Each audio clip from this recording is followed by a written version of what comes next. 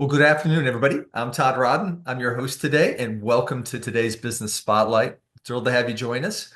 You're going to love this exciting story from Nathan Gard today of Talent Thrive, really about a business that started out with an idea and has made several key pivots to be much more of a software-focused business in these coming days and with a big future ahead as well. If you're new to the Spotlight series, we're thrilled to have you join us. We encourage you to hit the subscribe button so you can receive future messages like you're going to hear from Nathan Gard today. So, without further ado, Nathan Gard, co-founder or founder and CEO of Talent Thrive, we're thrilled to have you on the Spotlight. Take a second, introduce yourself, and tell us a little bit about Talent Thrive. I think folks are going to find it as a very interesting solution in a world where people are really struggling with finding and attracting and retaining talent. No, I appreciate that, Todd. Thanks for having me. Glad to be here. And again, it's a business spotlight. If there's any way, hopefully this conversation can help business owners and or businesses out there. Glad to take the time to do it. But my story is my father was in the search business for 50 plus years. He's now 85, retired, but I cut my teeth in recruiting with him. Started our own family business back in the early mid 1990s to date myself. So went through that phase of search business. They couldn't quite do it like my dad did when they taped the phone to their hands in recruiting to do the training on recruiting. But he had a process that he followed. Was really vital to me of understanding and learning the search business. Then living through the 90s of the internet, posting jobs online from newspaper ads. I worked at careerbuilder.com for a while, and then a talent management software solutions here in Cincinnati called the Divine Group, and then started this business, Talent Thrive, in 2018, reselling that previous software, talent management solution software, and doing search ourselves. We were a retained search firm since 2018. So, Go maybe ahead. to share with today, like kind of who are your target customers for folks listening? Yeah. They know, hey, they may be a great fit for this service. No, happy to do that. And it's a long story, so I apologize for the pause. But as we were sharing a little bit, over COVID, we did pivot. So now we created our own talent data software solutions that we provide to the market for businesses to kind of help simplify that process. It's a very good idea to have objective data to make your people decisions, but it was always very complex and complicated. So we thought there had to be a better way, a better mousetrap to do that. So we built out, took us 2.5 years to get there, real quick way to create a solution. But it took 2.5 years, 15 minutes. It's scalable. We help companies hire, promote, succession plan, and develop. We simplify, and so we try to help them make the best people decisions possible, Todd, in regards to, can I get the information on the individual? Is it objective soft skill data?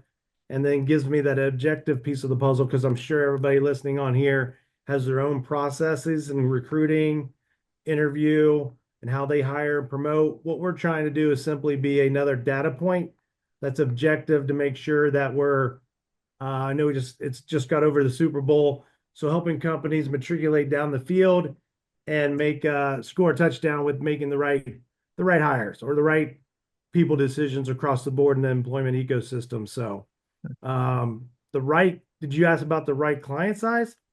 Yeah, well, who are your target customers, right? Oh Well, yeah, any so industries or size of businesses, things like that. no, great question, great question.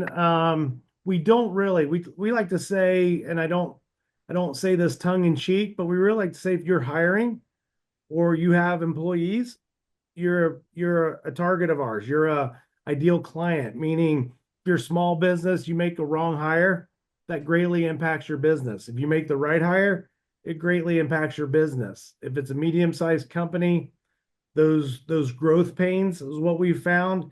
Sometimes they started small and they're growing and they're a mid-sized tier company. How do they manage that growth? How do they manage making the best people decisions possible as they scale? And then the large companies is, how do we maybe clarify the minutia of all of the systems that they have at their fingertips, the large systems, but they want to maybe act like a startup, so they need to make quicker decisions that be more impactful to the bottom line. I know it's a little bit harder in the larger businesses, but we always say if you're hiring or you have the have employees, you're kind of an ideal client of ours. I will say we target probably mid-sized companies on our outreach just for simple fact of getting to the right people, helping them make the decisions and working with them versus RFPs and kind of a slower process. But we are very opportunistic that way, and that we definitely won't turn away that business, but we target tier two, if you will. Kind of build upon that. What do you wish more people knew about your business and what you guys do? Yeah. So what I wish people knew a little bit more about Talent Thrive, I would say, is as a talent data software company, that doesn't have to be a complicated and complex undertaking if you came from an assessment world or an analytics world in your past and what you were used to, status quo, if you will, that are, IO psychology led or consultants that come on site in a lengthy, complicated process, which is still good to do. But what we want you to know about Talent Thrive, if you encompass our business to partner with you in these people decisions, it's 15 minutes online. It's scalable across the employment ecosystem. You or their internal customers, hiring managers will get this data that they can digest themselves in real time to help them make people decisions that affect the business as well as the bottom line, and do that quickly with a dashboard in one spot. So the biggest thing that we found in launching this year, Todd, is companies are used to the status quo as, if I undertake this, how long is my onboarding? Do I got to go 2 days, 3 days, a week? We do an hour and a half. Our Okay. onboarding is an hour and a half online. We train them to understand the dashboard. We don't have to train them to be an IO psychologist. So it's a little bit of a different view. We kind of made this a simplified solution to where the objective data point is digestible, it's scalable across those people pillars that I mentioned before, and truly just try to help our companies make the best people decisions possible that impact costs as well as performance or productivity across the board. So what do you think, kind of building upon that, what makes you unique?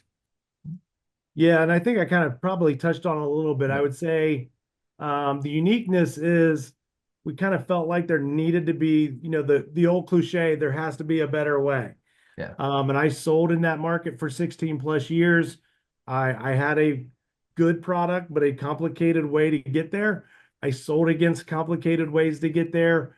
And we just felt like there had to be a way to reduce the time to get to that data. How do our customers always ask me for 16 plus years? Can the data be more simplified to digest? And can we scale it across making not only a hiring people decision or a development decision, but career pathing, succession planning, and development? Can it all be in one spot? And that's how we created our dashboard to simplistically give that data to our customers to use in real life. So pertinent. I mean, I've talked with two business owners in the last 24 hours, and who Yeah, highlighted the only thing holding back their growth is their ability to, find great talented folks and get them onboarded and up to speed, right? So any place you can be better at diagnosing who are great talent to bring on board, but also taking friction out of that process, you're just going to friction, be, what you that's better. mentioned, I'll double down a little bit and piggyback on what I said about the differentiator. My experience at Career Builder and what I do in search, one of the things we found through our system and our software, and we can still provide that search services for our clients, for customers out there who are used to us doing that. We can still do that, but I would say we did pivot, as you announced in the beginning, more of on our software side. But if we can kind of, as the candidates come in to be considered, a lot of times in my experience at Career Builder, we would drive a lot of traffic and resumes and applications to our customers, but they had a frustration of going through the stacks of applications and resumes to get to the top talent faster. So we kind of, in a soft skill manner, allow our customers to stack rank applicants and resumes that come in based upon soft skills if they would be a high potential fit, versus more through applicant tracking systems. Some of those systems out there measure that right now, but they'll ask a series of 2 to 3 questions, and those are very subjective, and candidates can not that all would, but candidates can lie and maybe not tell the truth on those No, answers. no. And yeah, never, right? Never. And so that it really allows the business who we partner with to get to the cream of the crop faster. So if talent is of need out there and you really are competing against your competitors, how do we get to the best talent through our system to make that decision better, as well as expanding internal considerations of their own team and current employees? And that's kind of what our dashboard does. Okay. And then in terms of like geographic footprint, when I hear software, I think almost anywhere. Yeah. Is your client base regional or more national? We're coast to coast, Coast. national. So again, it's really, I mean, I could give you a story since we just launched to the market this year. We're kind of new and innovative to the market. I wouldn't say disruptor, that's probably an overused term, but I would say something definitely new and innovative that a lot of users of this objective data haven't experienced yet. And that's kind of what we're trying to do. But I would say our customers um, range anywhere from, manufacturing, aerospace, packaging, distribution, business services. But that's just because of relationships we had that want to use our software. It's not really an indicator, if you will, of the typical customer who would want to use it. So it's really, truly a broad-based approach into if you're hiring or have employees, why wouldn't you want to make the best people decisions possible for your business, small, medium, or large? Yep, yep, it's critical. So Very I'm critical. curious how you've been able to grow and scale the business. I think I heard talk before. I think we talked briefly about kind of some relationship partners, but I'm curious, what have been your key channels for growth? Yeah, good question. So we do have B2B customers that we brought on direct. And then we have the biggest growth and scale that we're doing is our go-to-market strategy for this year is with rev share partners, people in our space. So maybe they're aligned payroll, background check, human capital management platform. We call it HCM platform or an applicant tracking ATS platform, employee benefits, risk management. If they're in the space of talent or people, we really are having conversations with them to get to the market, to expose this new and innovative way to do this evaluation of your people or talent to their customer base and do a rev share. So that's the biggest way that we're growing or scaling our businesses, partnering with them. Sometimes it's white label and you wouldn't even know you're using our service, or sometimes it's separate or powered by Talent Thrive as part of their platform or options.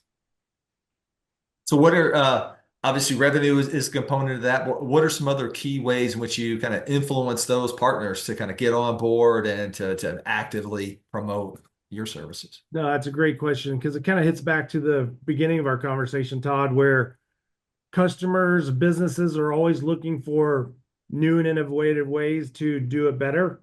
At least some are. Some strategically as we're in February 10th today, the beginning of the year strategy sessions, right? Vision. How are we going to differentiate and offer something better to our customers? How can we be more efficient through our strategies, our outreach, our production of our business, whether it's service or efficiencies of making a product, whatever it is, there's usually a product or people involved. So we are trying to be a new and innovative offering for our line partners to their customer base of, if you're hiring, look at this more efficient, effective way to consider recruiting and hiring people. Maybe you have talent underneath your nose that you never knew could be in marketing or finance or sales, and they have a frustration point. Instead of firing that person, maybe they're not producing in an individual contributor way. Maybe moving them within the organization and career pathing them is a better option to consider versus other means. So we're really trying to truly deliver this data to customers that's easy and simple to digest. And it's all based upon soft skills, which is a lot of companies are kind of really leaning that way now, of not just resumes and AI. I'm sure everybody's heard about that now, which is capturing good objective learnings on people, but it's not capturing that soft skill learnings objectively on people, to where if we can combine all of those factors to get good data on individuals with the soft skill, it's a great alignment and partnership to really uncover how are we going to move the needle more in the business or our customers' favor? Great background. So you're roughly almost 7 years in now since you founded the That's it. company, Almost right? exact. All right. So always some twists and turns, some peaks and valleys in that journey. Maybe share a key challenge you had to overcome during that time, and what did you learn from it? No, definitely the most challenging time was the years over COVID.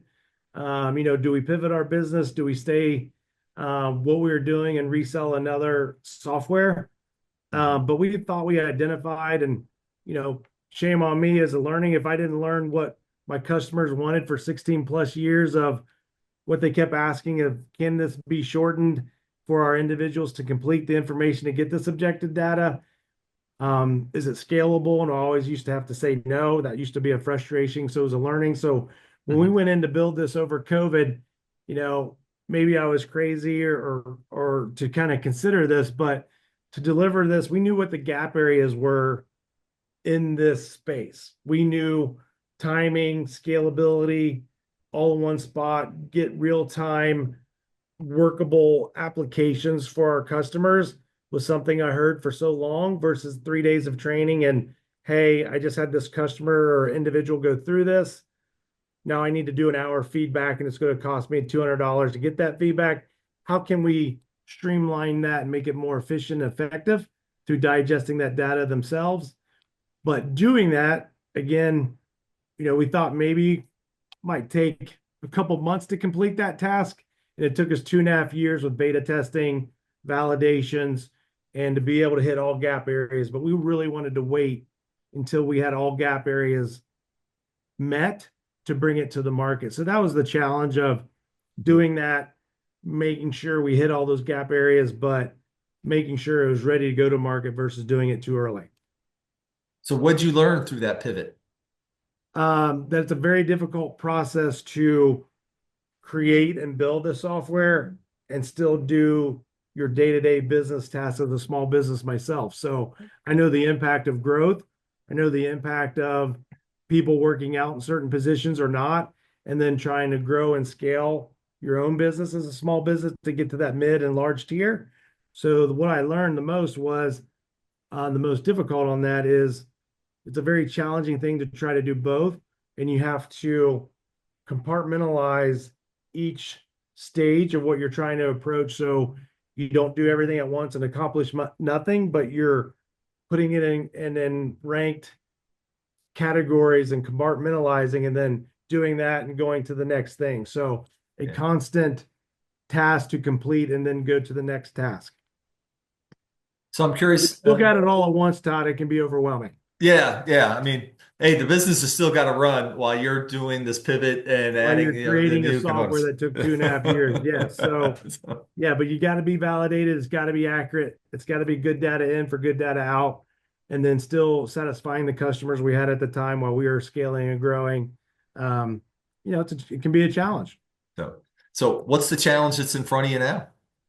I would say our biggest challenge is scaling our own exposure to the market. Um, because we know we have a solution that's new and innovative and exciting that customers will like. So how do we appropriately and the best, most effectively manner and strategies get it to those customers to where they see the business and the day-to-day need and fit? And what is our story to tell them that's what we do? So the exciting part is we are partnering with those rev share partners to do that. But it's really our scale to market. How do we quickly and efficiently get to prospects and customers that are having these pain points and satisfy them to where we're meeting their needs? So scaling ourselves is probably the biggest challenge right now. So there's a scale, what I hear is scaling yourself, but also what's the messaging to the market, right? So it resonates more as well. Definitely. So we just Yes. because you got to make sure those are both right. You don't want to have your messaging and things be complicated, and you got to make sure it's a business case, but also if you're talking to sales, it's got to be sales specific. You're talking to HR and recruiting or TA, it's got to be their specific needs and what business sense are you solving for them? Finance, C-suite, they all have their own things they're trying to accomplish. We want to make sure our messaging hits to the point of their day-to-day responsibilities and what how we can help them meet those, but also what's the business reason that they would invest in this. Mhm. So you talked about where you've came from, kind of the challenge right ahead of you right now. If you look down the road, though, what's your longer term vision for the business? Where do you dream this could be? Yeah, no, that's the exciting part. That's what kept us going over those 2.5 years of going through the COVID days. And are we crazy of doing this and launching this when we come out of COVID? The exciting part is it truly is over experience at Career Builder, previous talent management software company, what this new talent data software can be for customers, because we heard it over and over that we really feel like we nailed hitting the gap areas of providing a solution, and we can scale quickly and tremendously since it is software. So getting the participant individuals career pathing mapped up and aligned with other employers. So you get an individual's career desires and alignment matching up with customers alignment and seeing the success of that. And the cool thing is it's not that hard to scale it. It's just a matter of who are our right partners to get us to the customer base to experience this. So it can scale very, very quickly. And then our growth is to support that when we hit that. And we have a lot of those conversations going as we speak. So once these yeses start coming in, how do we support them? How do we support their customers? And then scale it immensely. Like one example, we have a customer with 20,000 clients, one with 2,200 clients, and one with 63,000 clients. So if they say yes, and we offer this to their client base, that's a significant scalable task that we have to be ready for, but we are planned and ready for when it happens. Okay. Like I said, very exciting times, right? With those kind Yeah, of relationships that could open up that breadth of 100%. So it's a little distribution. bit different than my normal, as a salesperson myself. So when you do the one-off B2Bs or, as you bring in channel sales, um, that's the best way I have found in my career since 1995 of scaling a business is finding the aligned person who wants to find solutions, new and innovative solutions for their customer base, and then partner with them to meet those needs Okay. versus me hiring a thousand or 100 salespeople to do it. Yeah, one at a time kind of thing. So, That's right. That's yeah. right. So you look back, what have been your keys to success? Or hey, you wish you knew then that you know now? Yeah, I think one would have been nice if a predictor that COVID was coming. That would have been nice to be able to Okay, pick up. yeah, we all want that. To be able to strategically plan for that. But it also was an opportunity. I actually did a Cincinnati Business Courier article when COVID hit about there's two ways to look at that time. Is it an opportunity or is it a detriment? And we kind of use it as an opportunity to take that time to build something that we thought the market needed. And that time gave us that. And we thought, this is something we're going to pivot and use this as an opportunity to come out of to where we could have a new and unique solution to offer the market when we come out to complement our search services, our retained search services, and own that versus reselling somebody else's software where we don't have control. We don't have the flexibility to exactly meet the gap areas that we saw in the market for so long that we built exactly what we wanted to. So that was a very key learning and exciting thing that we did. Looking back to offer now that I'm glad I didn't quit. So what keeps you excited going forward? The possibilities. Possibilities. Very, very excited about the possibilities of how we can get this to market, who we are talking to today, and the new people we will be talking to over 2025. I think businesses who are wanting to win in the people or talent area, I'm excited about working with them to do that. That's been my whole career, Todd. It's been search and finding the right fit or software and finding the right fit. And now I get to do both. So that's the exciting part. Brings it all together. That's right. All right. So as we get close to wrapping up here, Nathan, what are the best ways for folks to learn more about Talent Thrive, stay connected with the business, and also with yourself? Yeah, hopefully you keep hearing more and more stories about us. We do sponsor down at University of Cincinnati right now in their athletics department, so you'll probably see us at UC basketball games, UC football, or UC sporting events. You'll see our messaging out there, but you can always go to our website www.talent-thrive.com. We're on LinkedIn, we're on the social media platforms. Um, so that's probably the best way to reach us. And then you can get in direct contact with somebody here at Talent Thrive. All right. Well, Nathan Guard, we're thrilled to have you share your story today. Really exciting, kind of where you're at, kind of, building kind of new, innovative software, really hitting at a core challenge that spans across all industries, right? Talent continues to be, just the not a pain point, but also the biggest opportunity for folks, right? And they're oftentimes struggling with the best ways to attract, retain, Well, that's and always going to grow be and the case, right? develop. How do you be more efficient in business, whether it's a service or a product? How do you get your own messaging out there? But do you have the right people, doing that on a production or a performance level? And how do you minimize the costs around people? Because when companies are up against it, the number one thing they usually typically do is maybe right size or wrong size, however you want to call it. But people are a very, very expensive asset to have, but they're also one of your most important assets to have. So getting that right and putting those, I guess, decisions in more of your favor, the better off you'll be. Well, again, Nathan Guard, CEO, founder, Talent Thrive. Thank you for joining us here on the Spotlight Series. Thrilled to have Thanks, you. thanks, Todd. Yep. To our viewers, thank you for joining us today as well. And we again encourage you to hit that like button, but also hit subscribe so you can receive future messages from other inspiring entrepreneurs like you heard from Nathan Guard here today as well. So with that, hope you all have a terrific day. Thank you.